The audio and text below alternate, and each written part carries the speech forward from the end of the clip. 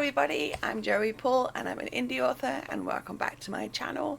I write young adult fiction across a variety of genres, and if you think that might interest you, then think about subscribing below. I also have a coffee shop with signed paperback and swags, which you can also find below. So I've done a few of these videos of either writing or editing with chronic conditions. I'll link the last one up in the cards, and today I thought I would focus on editing while having anxiety. As usual, the same disclaimer, I will only talk about conditions that I personally have experienced. Chronic illnesses are not a monolith, and everyone experiences symptoms and the like differently. I can and will only talk about my own experiences, and I am far from the only chronically ill and or disabled authortuber or YouTuber in general, and if these things don't work for you, that's fine, and if they do, that's even more fine. So let's jump into it. Number 1, anxiety is not reality. One thing I've learned over my years of editing and having anxiety is that anxiety and those thoughts that come with it are not reality. They are literally things my brain has thought up to torment me. Now, because the editing process is something that I already really struggle with, it's easy to get caught up in those anxious thoughts. It's easy to get lost in what you think doesn't work and how terrible this book is and how it will never ever sell and will get you a lot of bad views across the board. All of that is spiraling, and all it takes for me is that constant reminder that anxiety is not reality. While I have a few tricks for me helping break the spiral, it's not always avoidable. I'm guessing this is where meds would help, but because of how fragile my lungs are, they're not really an option for me. But if you feel like this is something that would help you, there's no shame in it. Editing is a mammoth task, and I have spent the past couple of years moving my focus from drafting to revising, which is kind of like editing, but without the outside input from a professional. This has allowed me to get more in tune with noting the changes and the plot holes they've closed and such, and this is a great tool to help me. And it could be one that helps you too. Which leads to number 2, asking for outside views helps. When you're editing, you're usually working with several different editors. For me, the developmental or dev edit is the one that really spikes my anxiety. I have worked with a number of good editors over my 20 years, some bad ones too, and I found a few things. 1, half the time, because it's not reality, I'm wrong about the parts of the book that need a lot of work.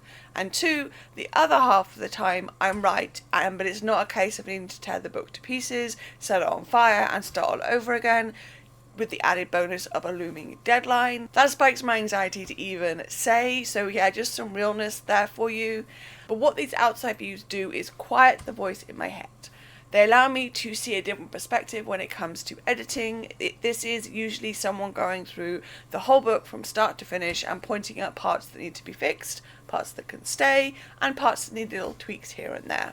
And it is so very valuable because as writers, we are way too close to our own work to be able to see the real flaws and not just the anxious, lying mess that our brains have told us about constantly.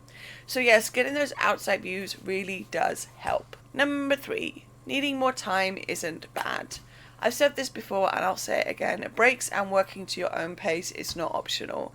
Whether you're someone who thrives under pressure or someone who crumbles with even just a little, you will still need to take breaks.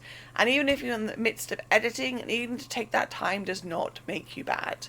Especially since the anxiety, which isn't reality, will tell you otherwise. I have pulled releases, I have extended deadlines, I have done all the things I've needed to make sure that I am in the best place mentally and physically to be able to do the work needed from me.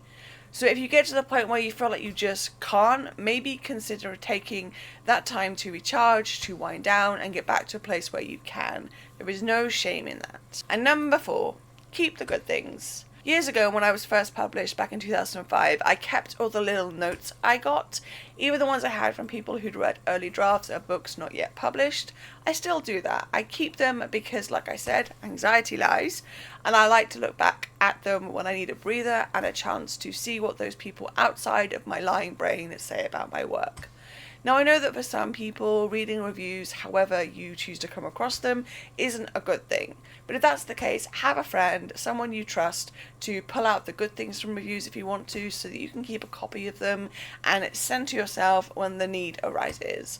I can't tell you how many times anxiety has made me think about quitting writing and just becoming a hermit somewhere, but these good things, the reviews, the quotes, the posts and the like, have pulled me back into reality. So if you can do this, keep them, treasure them, and use them to calm the lying anxiety. So yeah, like I said, I have lived with anxiety for the majority of my writing career. It's something where it has always been there in the background, and it's always been something that tries to steal my focus. Editing for me is not my favourite part of the process, and so of course that comes with an extra side helping of even more anxiety, because why not? These things have really helped me to stay on track and to quiet the anxiety in the back of my brain, who's tried to tell me that I need to burn the whole thing down. So do you have any tips when it comes to editing while having anxiety? Let me know in the comments down below. So that's all I got time for today. If you want to support my channel, you can comment, like, or subscribe. I post new videos on Thursdays. You can find me all over social media, and my books are available everywhere. You can also support me in my Ko-fi shop, and you can also sign up for my newsletter. And don't forget to pick up Cramming Chronicles: The Fourth Torment, which is the fourth in a young adult urban fantasy series. And also don't forget to grab a ticket for Sugar Pages in Bristol in November, where I'll be signing books. All the links for which are listed below. Thanks for watching, and remember to keep writing. Bye.